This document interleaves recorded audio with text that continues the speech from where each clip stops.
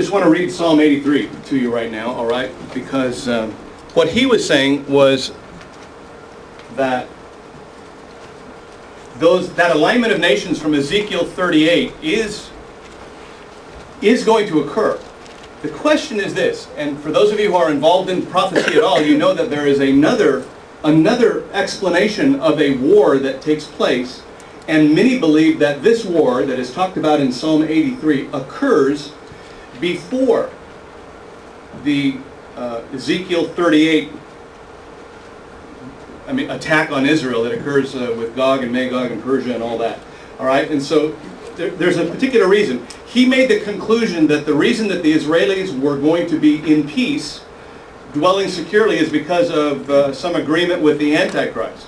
Well, there's another way to look at it, and that's what this article right here deals with.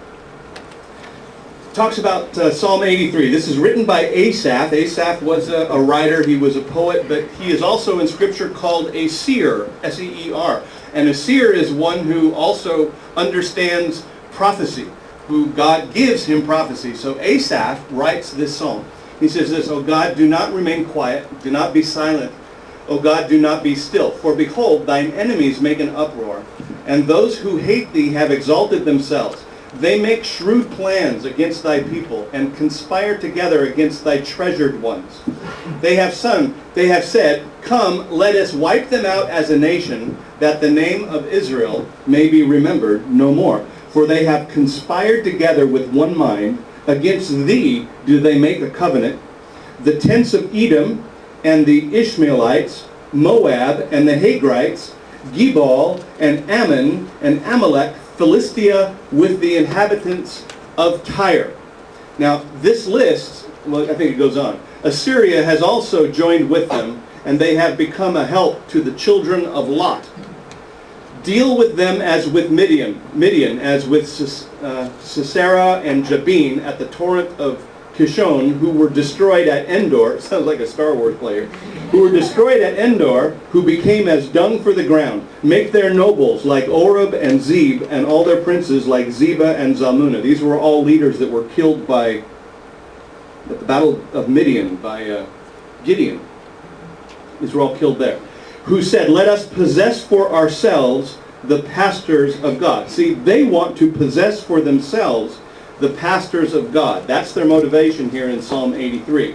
It says, "O my God, make them like the whirling dust, like chaff before the wind, like fire that burns the forest, and like a flame that sets the mountains on fire. So pursue them with thy tempest, and terrify them with thy storm.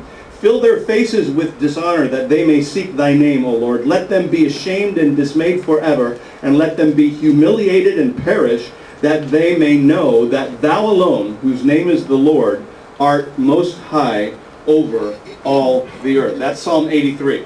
All right, now I want you to go to your article here. Let's take a look at this. I have one other one. Somebody need one? That's yours. Never mind. Let's take it. All right. This is by a fellow named Bill Salas. He talks about Psalm 83 as being as setting the stage for Ezekiel 38. Turn to the second page in, and you see these little maps. All right. Notice that little pentagon there of nations. Well, that little pentagon of nations, if you can see it, those are the nations that are closest to Israel right now. These are the ones that border Israel, are the ones that are causing the problem. Netanyahu refers to these nations as the proxies of Iran many times, because Iran is supplying them with weapons. Iran is supplying not only Hamas but Hezbollah with weapons. And so when you look to see what these nations are, you see that these are the nations that are really close in to Israel, that requires Israel right now to have that 20-foot tall security fence, all around, certain areas. Israel right now is not an unwalled area. It's not an unwalled country. It's a walled country. They have that security fence that, of course, has caused so much problems with United Nations.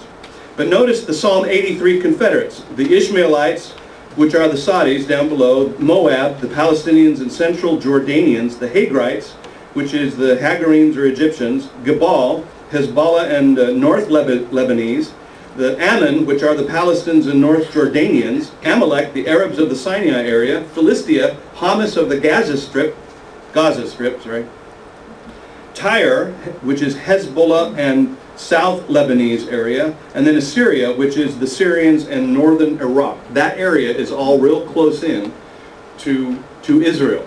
And then looking at the bottom one, you can see in Ezekiel 38, the invaders are listed as being all those huge nations that are not really neighboring Israel, but they're close by. See, it's Magog, which is the southern part of Russia, Rosh is Russia, Meshach and Tubal, which is Turkey, Persia, which is Iran, Ethiopia, Sudan, and Somalia, which used to be called Cush.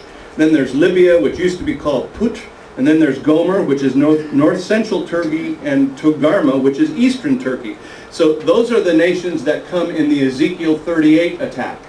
All right. So what this article does is try to put the two attacks together and show perhaps a way that this might play out in history. And so I want you, whenever you think Ezekiel 38, and of course you know that that's the attack on Israel of Gog and Magog. Some think that that's Armageddon, and it could be. I'm still working that one through. But whenever you think Ezekiel 38, you need to also consider Psalm 83, and also those other verses, Isaiah 17 and Zechariah 9. And I'm going to show you, because you're never going to be able to forget those four ever again. They're just going to be in your mind forever. It's going to be amazing. It's going to be Ezekiel 38, Psalm 83, Zechariah 9, and Isaiah 17. By the way, I put a little bit thing down on Isaiah 17. Isaiah 17 is an oracle against the city of Damascus, which essentially says that in one evening, Damascus is going to be wiped out. And Damascus is the capital of Syria. And it's interesting right now that he talks about all those rockets. You know, in Aviation Week, which is a magazine that I get, it's pretty clear that there is a guidance control system in Syria so that when they send those rockets into Israel, the guidance control for that will be coming from the city of Damascus. Well, from a war perspective, what a great thing to do is wipe out that city if ever you needed to make sure that those rockets didn't land where they were supposed to land. But that's Isaiah 17, which is an oracle against Damascus. All right? It says that city is going to disappear. It's going to be gone forever, and it'll happen in one night. Terror will come upon that city in one night, and it'll become a place where birds will flock. But I don't think we'll get to Isaiah 17 today. But let me start reading the article. I found this fascinating. I hope you do. I know some people just, this isn't fun. This wasn't, talking about praise and encouragement. All I'm trying to do is give you hope to understand when things are, because there's going to be conflagrations that are going to happen in our world shortly, and it's going to cause things to shut down the United States. And I just want you to see, it's all planned. God is in control. So I want to give you hope and encouragement even as these things may occur. There was a question. Yes? What is Magog? Where is God? Well, like he said, Gog would be the name of the leader, and Magog would be his country.